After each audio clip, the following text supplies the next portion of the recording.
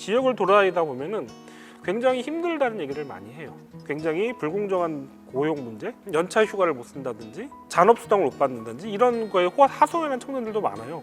그러면 왜 서울 같으면은 이 문제에 대해서 노동청에 신고하면 되지라고 얘기하는데요. 지역은 또 그것도 힘듭니다. 왜냐면은 우리 고용주가 우리 사장님이 우리 삼촌의 친구고 이렇게 작은 지역이 밀집되어 있기 때문에 이렇게 청년들을 하나 밀어내는 요인으로 작용도 합니다.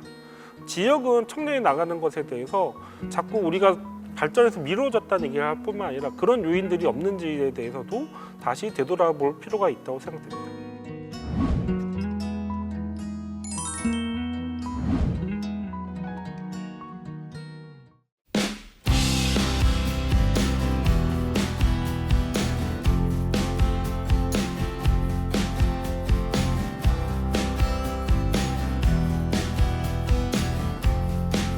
안녕하세요. 우리나라의 인구 변화와 인구 문제를 연구하고 있는 한국보건사회연구원의 이상림입니다. 지난 시간에는 우리나라의 저출산 문제와 고령화 문제, 그런 인구 구조의 변화에 대해 말씀을 드렸는데요. 오늘은 중앙의 문제가 아니라 지방의 문제, 지방의 인구 위기에 대한 말씀을 나누고자 합니다. 우리는 지방소멸이라는 얘기를 참 많이 합니다. 지방소멸의 문제는 인구가 감소하는 것에 굉장히 포커스를 두고 있는 얘기입니다. 그런데 사실은 이것보다 훨씬 더 많은 얘기들이 숨겨져 있습니다.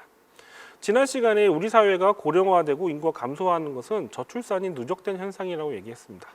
그러면은 지방소멸 문제, 지방의 인구 위기는 왜 나타나는 것일까? 굉장히 언론들에서는 이런 얘기를 많이 합니다. 우리나라의 저출산 문제가 심해지면서 지방소멸 문제도 심각해지고 있다. 이런 얘기를 보도에서 많이 들으실 텐데요. 사실은 사실과 굉장히 거리가 있는 인식입니다.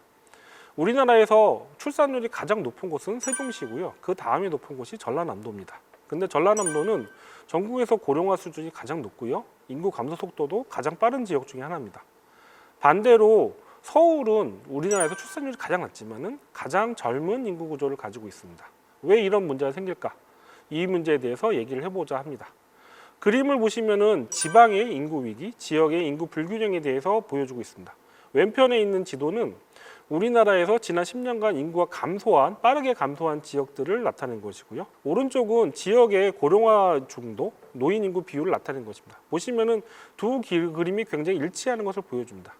그래서 지역의 지방소멸이라고 하면은 인구가 감소하는 거에만 포커스를 맞춰 있는데요. 사실은 이 지역들은 고령화 수준도 굉장히 높습니다. 왜 이런 일이 일어나고 있는 것일까요? 앞서서 지난 시간에 저출산 문제, 우리나라의 고령화 문제는 저출산의 문제라고 얘기를 했는데, 그럼 지방의 문제는 저출산의 문제가 아니라는 것을 보여줍니다. 그 이유는 지역의 인구 위기가 생기는 가장 큰 이유는 인구 이동, 인구 유출 때문입니다. 많은 사람들이 지역을 떠나면서 인구가 감소하는 것이죠. 특히 출산율이 높은 지역, 농촌성이 강한 지역에서 인구의 유출이 훨씬 더 높습니다. 그러면서 그 지역이 고령화도 훨씬 더 심각해지고 인구의 감소 속도도 굉장히 빠르다고 할 수 있습니다. 더 중요한 것은 어떤 사람들이 빠져나가냐를 봅니다. 이것을 보시면은 어떤 사람들이 지방을 떠나 수도권으로 오는가, 이것을 보시면 되는데요. 우리나라 수도권의 인구 총유입, 순유입이라고 합니다. 인구 순유입에서 이 순유입이라는 개념은 들어오는 인구에서 나간 인구를 뺀 이런 총 결과, 인구 이동의 결과를 나타냅니다. 순 이동 인구 중에서 청년의 순 유입이 차지하는 비율은 얼마나 될까요? 90%? 80%? 아닙니다. 100%가 넘습니다. 이 소리는 무엇이냐? 수도권에는 청년 세대는 들어오고요. 청년이 아닌 세대, 중년 이상은 약간의 다소 빠져나가는 경향을 보입니다. 다시 말씀드리면 지역의 인구 위기는 인구 이동의 위기고, 인구 이동은 다시 청년의 인구 이동입니다. 이것을 간략하게 말씀드리자면은 지역의 인구 위기는 바로 지역 청년의 위기라고 할 수 있겠습니다. 이러한 인구 이동의 관점을 가지고 이 지금의 지방소멸, 지방의 인구 위기 문제를 보도록 하겠습니다. 지방의 인구가 어떻게 줄어들고 있는 요인을 시계열적으로 보여주고 있습니다. 인구가 감소하는 이유는 두 가지가 있습니다. 하나는 자연 감소라고 해서 사람이 태어나는 아이보다 돌아가시는 분이 많을 때, 사망자가 많을 때 인구가 감소하죠. 이걸 자연 감소라고 합니다.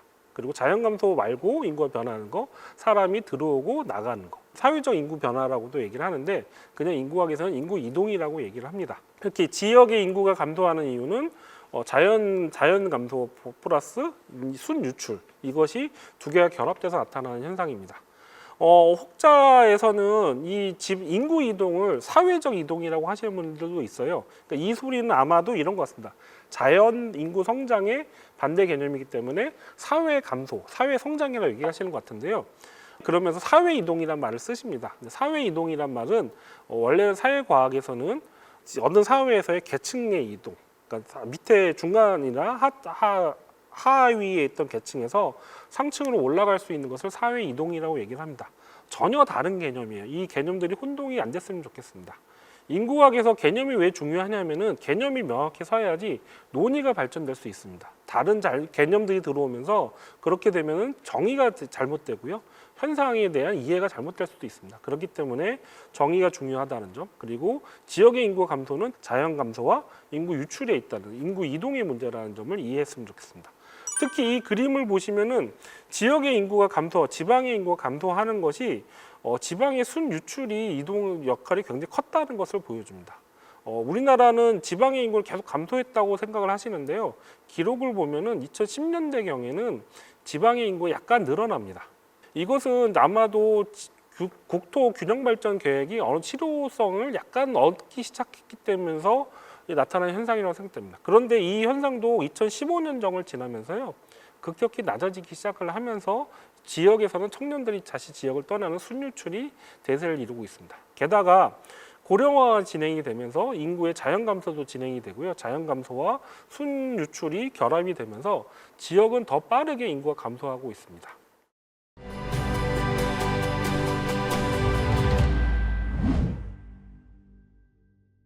그러면 지역의 인구가 감소하는 것은 어떠한 영향을 미칠까? 그림을 보시면요, 이것은 앨리스라고 하는 지리 인구학자가 만들어낸 이론 그런 모델인데요. 지금의 우리 사회의 전체 인구 사회를 설명한 그림이라고 볼 수 있습니다. 인구가 감소하면서 경제적 활력이 떨어지고 그러면서 세금 부담이 늘어나면서 살기 힘들어지는 이런 형태가 왼쪽의 축입니다. 그런데 지역의 인구 변화에는요, 다른 요인이 하나 있습니다. 인구 유출이라고 하는 요인이 있죠. 이렇게 인구가 청년들이 나가면서 지역의 활력이 떨어지고 경제가 쇠퇴하고 일자리가 줄어들면서 경제 상황이 더 나빠집니다. 그러면서 더 많은 사람들이 떠나게 됩니다. 이와 더불어서 사람들이 빠져나가면서, 특히 젊은 사람들이 빠져나가면서 생활 여건이 악화됩니다. 쇼핑센터라든지 은행이라든지 이런 생활의 기반 인프라들이 사라지고요. 특히 교육과 관련해서 교육시설이 나빠집니다. 우리 지금 폐교가 많이 일어나고 있고요. 학원도 없어지죠. 그러면서 교육 여건이 나빠지기 때문에 또 다른 자녀를 양육하는 청년 세대가 더 지역을 떠납니다. 그러면서 지역의 악순환이 일어나는 거예요. 이 문제는 굉장히 심각한 것이 떠나는 사람들이 젊은 사람들뿐만 아니라 특히 지역의 중산층들이 떠납니다. 그러면서 지역에서의 빈곤화도 함께 일어납니다. 아까 앞서 봤던 그림들을 생각하시면 우리나라 전체 지도에서요, 충청권을 기준으로 해서 사선으로 강원도까지 선을 그으면은 이 밑에 있는 지역은 몇몇 대도시 지역들을 빼고서는 굉장히 빠른 지역의 인구 불균형, 지역의 인구 위기, 그리고 지역의 인구 감소, 지방 소멸 현상이 일어나고 있다는 걸 보여줍니다. 그리고 이것은 단순히 인구가 줄어드는 문제가 아니라 굉장히 거대한 인구 감소, 고령화, 그리고 빈곤의 클러스터가 형성된다는 것을 의미합니다. 이것은 우리 사회 전체의 발전을 저해하는 굉장히 중요한 위기로 인식되어야 합니다. 단순히 몇몇 지역들이 어렵다, 몇몇 지역들이 불쌍하다는 관점을 보는 것이 아니라 이것이 전체 우리의 삶을 위협하는, 우리 사회, 우리 공동체의 발전을 위협하는 요소로 발전되고 있다는 것에서 주목할 필요가 있습니다. 지금 이 그래프를 보시면 이거는 우리나라의 전입신고의 기준으로 한 인구 이동의 원인입니다. 우리가 전입신고를 하게 되면 전입지에서 왜 이동을 하게 됐는지를 적게 되어 있습니다. 그렇게 보시면은 청년기 때는 굉장히 주황색 그림이요, 굉장히 교육이 굉장히 높은 위치를 차지합니다. 청년들이 지역을 떠나는 이유는 좋은 학교, 좋은 교육과 좋은 일자리 때문에 지역을 떠난다고 할 수 있겠습니다. 이와 같이 교육과 일자리의 문제가 지방의 인구 위기를 만드는 중요한 원인이라는 것을 이 그래프에서 보여주고 있습니다. 이 그래프도 훨씬 더 재밌는 얘기들이 많이 있는데요. 청년들 중에서 여성들은 20대 초반에 지역을 더 많이 떠나고요. 남성들은 20대 후반에 지역을 더 많이 떠나는 경향이 있습니다. 왜 그럴까요? 아주 단순합니다. 군대 때문에 그렇습니다. 대학을 졸업하는 시기에 여성들은 먼저 대학을 졸업하면서 그 졸업 이후에 수도권으로 이주를 하게 되고요. 그 이후에 남성들은 조금 더 늦은 시기에 이주를 하는 경향이 있습니다. 그런데 문제는 늦은 시기에 떠날수록 더 멀리 안 떠나는 경향이 있어요. 그러면서 지방을 떠나는 인구들 중에서도 여성 청년의 비율이 훨씬 높습니다. 우리나라의 전체 성비를 보면요, 여성 인구 100명당 남성 인구가 차지하는 비율, 전체 청년 19세부터 34세 청년들의 성비를 보면요, 110입니다. 우리 남성이 훨씬 더 많죠. 그래서 남성들이 더 연애하기 힘들고 결혼하기 힘들다는 얘기를 하는 것 같습니다. 우리 사회에 80년대, 90년대에 횡행했던 초음파 검사를 통한 성비 낙태, 태아 감별을 통한 성비 낙태의 결과입니다. 그런데 재밌는 것은 서울의 성비를 보면요, 오히려 여성 90 정도가 돼서 여성이 남성보다 10% 정도 훨씬 더 많습니다. 왜 이런 구조가 됐을까? 서울에 있는 사람들은 더 딸을 많이 낳아서 그럴까? 그것이 아니라 지역에 있는 여성들이 수도권으로 이주를 더 많이 한다는 걸 의미를 합니다. 그러면 여성들은 왜 지역을 더 많이 떠날까? 여성 청년들은 왜 지역을 더 많이 떠날까? 지방에서는 여성들이 평생 직장을 할 수 있는 안정된 좋은 질의 서비스업이 일자리가 굉장히 부족합니다. 그렇기 때문에 여성들이 제조업 중심의 지방을 떠나서 서비스업이 좋은 일자리를 제공하는 수도권으로 이주하는 경향이 훨씬 더 강합니다.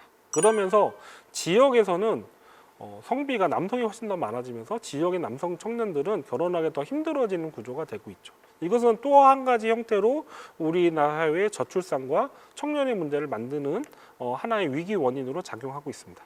또 서울의 인구는 또 재밌는 것이 청년들은 굉장히 많이 유입되는데 또 30대가 지나면서 40대로 지나가면서 또 많은 그런 후기 청년들이 또 유출하는 경향을 합니다. 이것은 대부분이 경기도로 유출을 하는데요. 그것은 서울의 높은 주거비 때문에 새로운 신혼 살림을 꾸린다든가 아니면 아이를 낳고 성장하면서 더 이상 서울에서 못 버티고 지방으로 가는 모습을 보입니다. 그리고 서울에 태어나서 중산층 이상을 했던 아니면 서울로 대학을 진학했던 일부 청년들이 결혼을 하면서 경기도로 빠져나가는 것 같습니다. 이것은 우리나라의 인구 이동이 굉장히 계층화된 모습을 보여주고 이 계층화가 지역과의 격차와 결합되는 굉장히 위험한 양상으로 가고 있다는 것을 보여줍니다. 단순히 인구가 줄고 늘고의 문제가 아니라 굉장히 많은 사회적 함의들이 가지고 있고 이것은 우리 사회에 특히 우리 청년들이 얼마나 고단한 삶을 살고 있는지를 보여주고 있는 예라고 할 수 있겠습니다. 또다시 지역을 떠나는 청년들은 그럼 과연 일자리만을 떠나서 갔는가? 이것은 인구학에서 인구 이동 이론에서 푸싱 팩터, 풀링 팩터입니다. 밀어내는 요인, 그리고 끌어들이는 요인이죠.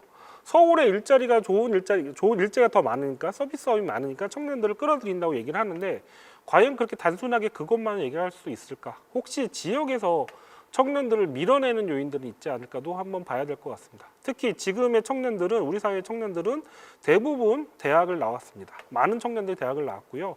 특히 대도시에서 학업 생활을 했습니다. 그런 대도시의 삶을 경험하고 나서 지역에 돌아갔을 때 이 지역들이 이 청년들이 살 수 있는 특히 여성 청년들이 살 수 있을 만큼의 공정한 기회를 발현해 주고 있는가?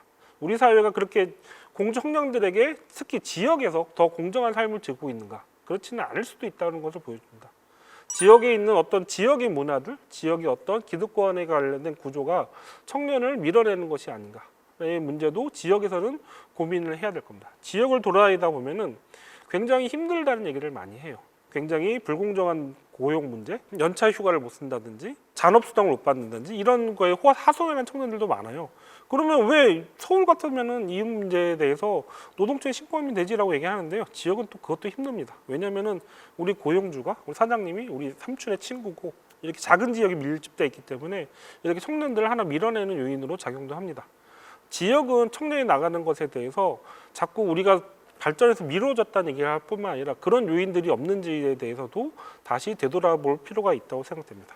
지난 시간에 우리나라 인구 피라미드를 보여드렸는데요. 우리나라의 인구를 보면은 20대 후반 인구가 상당히 약간 좀 불어납니다. 20대 후반 이 친구들이 90년대 초반생들인데요. 이제 20대 후반에 30대로 들어가고 진입하고 있는 청년들입니다. 그때는 출생아 수가 늘어서 약간 20대 후반 인구가 약간 뚱뚱한 구조를 보입니다. 20대 초반에 비해서. 그런데 다음 그림을 보시면요. 이 그림은요.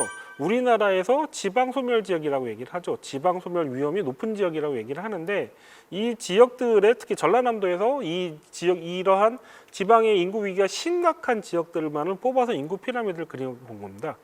그려 보면은 이 노인이 많고 청년이 줄어들고 있는 우리나라 전체 인구에서의 모습을 훨씬 더 극단적으로 보여줬다라고 느낄 수 있는데요. 좀 더 자세히 보시면요. 20대 초반 인구는 상대적으로 많은데 20대 후반 인구가 적습니다. 이거는 우리나라 전체 인구와는 전혀 다른 패턴이에요. 왜 이렇게 다른 패턴이 나타났는가? 이거는 청년들이 20대를 거치면서 지방을 떠나서 수도권에 유입되고 있기 때문에 나타나는 현상입니다. 서울은 지속적으로 20대 청년들을 흡입하고 있어요. 우리나라 청년의 전체 청년 인구의 19세부터 34세 전체 청년 인구에서 55% 정도가 수도권에 거주하고 있습니다. 그런데 문제는 앞으로 25년, 30년 정도가 지나면요. 우리나라 청년 인구는 절반으로 지금 규모의 절반으로 줄어들게 됩니다. 어떤 것을 의미하냐면은 30년 후에는 지역에 있는 모든 청년들을 모아서 수도권에 갖다 놔도 지금의 청년 수를 채우지 못한다는 겁니다. 서울은 수도권은 필요로 하는 인구 청년의 수가 있습니다.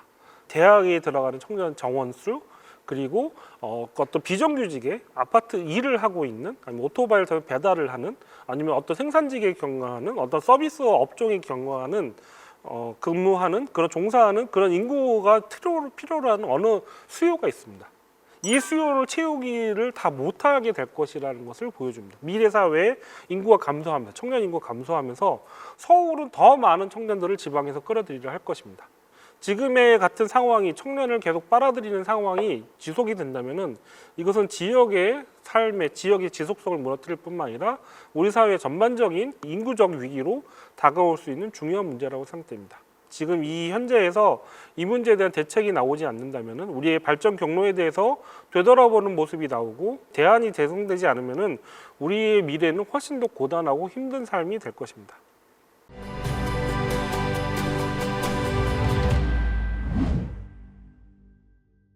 예전에 한 10년, 10여 년 전만 하면은 지방의 인구가 감소하는 것을 저출산의 문제로 이해를 했습니다. 그렇기 때문에 그 당시 정책은 아이를 더 많이 낳게 하는 것, 이것이 저출산 지역의 인구 감소하는 것에 대한 대응 정책으로 생각을 했습니다. 그러면서 그 시기부터 출산 지원금이 많이 늘어나기 시작을 했죠. 그 다음에 지역의 인구 감소하는 것이 인구 이동이라는 것을 인식을 하기 시작을 하면서 귀농 귀촌과 같은 인구 이동과 관련된 정책들이 많이 생깁니다.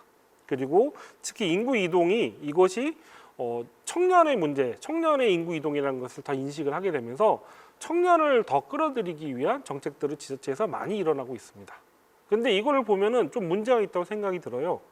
지역의 청년을 끌어들이기 위해서 많은 일자리 센터라든지 어떤 사업들을 많이 진행을 하고 있는데요. 지역에서, 지방에서 청년들이 줄어들고 있는 이유는 청년이 들어오지 않아서가 아니라 청년들이 나가서입니다. 지금의 이 정책 구조에 문제가 있는 것은 많은 예산을 들여서 오히려 자기 지역의 청년들을 소외시키는 정책들을 하고 있다는 거예요. 지역의 청년들이 지역을 떠나지 않고 우리 지역에 살면서, 아니면 떠나더라도 가까운 곳에 살면서 생애 과정을 이행하는 것, 지역에 쌓아왔던 그런 관계망을 유지하면서 어떠한 기능을 지역과 같이 쉐어하면서 같이 발전을 하는 것, 이런 것이 우리가 꿈꿔야 될 사회라고 생각됩니다. 지금 이 지방 소멸 정책의 문제 중에 또 다른 문제는 지역의 투자를 통해서 지역의 경쟁력을 높이면서 인구 유출을 막겠다는 것 중에 하나입니다. 그런데 아무리 노력을 해도 지방에 있는 농촌 지역이 대도시를 이길 수가 없습니다. 그리고 대도시를 아무리 노력을 해도 서울을 이길 수가 없습니다. 지금의 인구 문제가, 지역의 인구 문제가 인구 이동이라고 했다는 것은 이러한 만점이 있습니다. 다른 관점과 달리 인구학이 주어주는, 인구 이동의 관점이 주어주는 장점 중에 하나인데, 인구 이동은 출발지와 목적지가 있습니다. 지방을 떠나서 수도권을 가는 목적지가 있습니다. 이것은 지역과 지역 간의 관계의 구조가 지역이 지금의 인구 위기를 나타내고 있다는 것을 보여주는 것입니다. 그렇기 때문에 개별 지역들이 경쟁력을 높여서 이 문제를 해결할 수 있는 것이 아니라 지역과 지역 간의 관계를 바꾸지 않고서는 이 지금 구조적인 이 청년 유출의 문제를 막기는 굉장히 힘들 것입니다.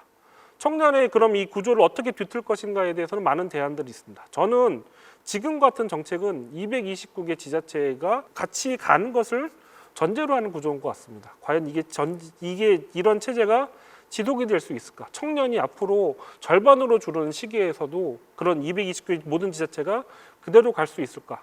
저는 굉장히 회의적입니다. 그러면서 저는 지역의 어떤 거점, 청렴의 거점 도시들이 생기면서 청년들이 지역 수도권도 더 이상 밀려나지 않게끔 잡아둘 수 있는 그런 도시의 역할을 하는 것, 그런 거점 도시의 역할을 하는 것, 그리고 그 거점 도시에서는 지금 같은 제조업의 위기를 보면서 꼭 제조업 중심이 아니라 콘텐츠 산업이라든지 지식 산업들이 지역화된 형태로 나타날 수 있는 그런 구조가 되면서 청년들이 그 지역을 떠나지 않고 머무르게 되는 이런 관계가 답이 아닐까 생각을 합니다. 물론 개인적인 얘기고요. 거점 도시를 말씀하시고 있는 연구자들이나 교수님들, 학자들 중에서도 그 개개인 약간의 디테일은 굉장히 다른 모습을 가지고 있습니다. 중요한 것은 지금 우리가 우리의 발전의 모습들, 지역의 정책의 관계성의 문제를 지금 재구성하는 설계도를 그리기 시작해야 된다는 겁니다. 이미 많이 늦었고 어떤 것이 더 현실적인 답인지 우리 사회에 대해서 고민을 해야 될 겁니다. 그리고 이 답은 그리고 지역의 문제에 쓰여지는 정책들은 오롯이 청년들을 위해서 그리고 미래 세대를 위해서 쓰여져야 될 것입니다. 아까 처음에 시작했듯이 지역의 문제는 인구 이동의 문제고 인구 이동은 청년의 인구 이동입니다. 다시 말하면 지역 소멸의 문제는 지역 청년의 문제입니다. 이 문제, 지역의 청년의 목소리를 들으면서 이들이 지역과 함께 발전해 줄 수 있는 모습들, 이거에 대한 굉장히 고민을 해야 되고 거기에 대해서 부딪히는 다른 기득권들의 모습들도 같이 조정을 해야 될 겁니다. 앞으로 인구에 대한 얘기를 계속 두 차례 더 하게 될 텐데 인구 문제는 객관적이지 않습니다. 인구 문제는 굉장히 숫자로의 문제로 생각할 수 있는데 인구 문제가 더 심각하면 심각해질수록 정치적 갈등과 이해 조정 문제와 부딪히게 됩니다. 그런 한 예로 오늘 지방 소멸에 대한 문제를 시작했습니다. 들어주셔서 감사합니다.